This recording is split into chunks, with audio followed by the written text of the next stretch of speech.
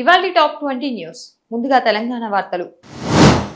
పరిగి భూసేకరణ నిరసనల నేపథ్యంలో అరెస్టైన టి హరీష్ రావు మరియు ఇతర బీఆర్ఎస్ నేతలను పోలీసులు శంషాబాద్ పోలీస్ స్టేషన్ నుంచి విడుదల చేశారు. 2025-26 ఆర్థిక సంవత్సరంలో శ్రీరాంపూర్, మందమరి ప్రాంతాల్లో బొగ్గు ఉత్పత్తి లక్ష్యానికి వెనుకబడినట్లు సింగరేణి అధికారులు తెలిపారు. రాజీవ్ గాంధీ ఇంటర్నేషనల్ ఎయిర్పోర్ట్ రన్వేపై చార్టర్ ఫ్లైట్ లో సాంకేతిక లోపం రావడంతో కొంతసేపు విమానాల రాకపోకలకు అంతరాయం ఏర్పడింది. కోహెడ మార్కెట్ తరలింపు ప్రయత్నాలపై టి హరీష్ రావు తీవ్రంగా స్పందిస్తూ ప్రభుత్వంపై విమర్శలు చేశారు. ఆర్థిక వివాదాల కారణంగా హైదరాబాద్ లో ఒక ఎలక్ట్రీషియన్ ను దారుణంగా హత్య చేశారు. పోలీసులు కేసు నమోదు చేసి దర్యాప్తు చేస్తున్నారు.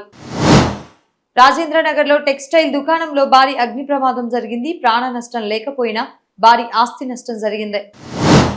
అనుముల రేవంత్ రెడ్డి కేరళ రాజకీయాలపై స్పందిస్తూ తెలంగాణలో కేసీఆర్ పరిస్థితిలాగే అక్కడ కూడా మార్పులు వస్తాయని అన్నారు.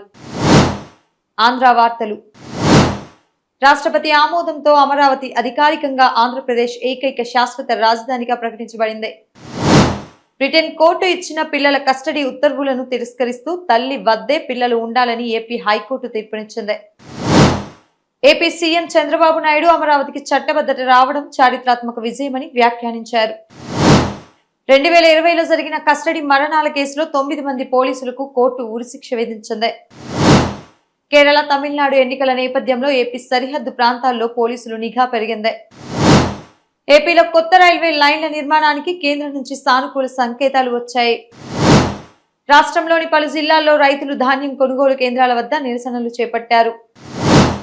జాతీయ వార్తలు.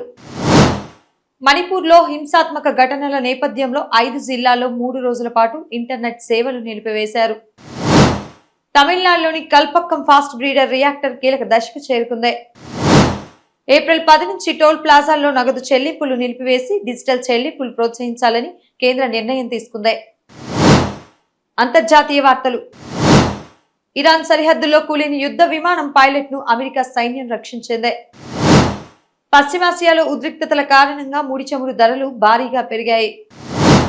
నాసా చేపట్టిన ఆర్టమిస్ 2 చంద్రయాన్ మిషన్ కీలక రికార్డు సాధించింది.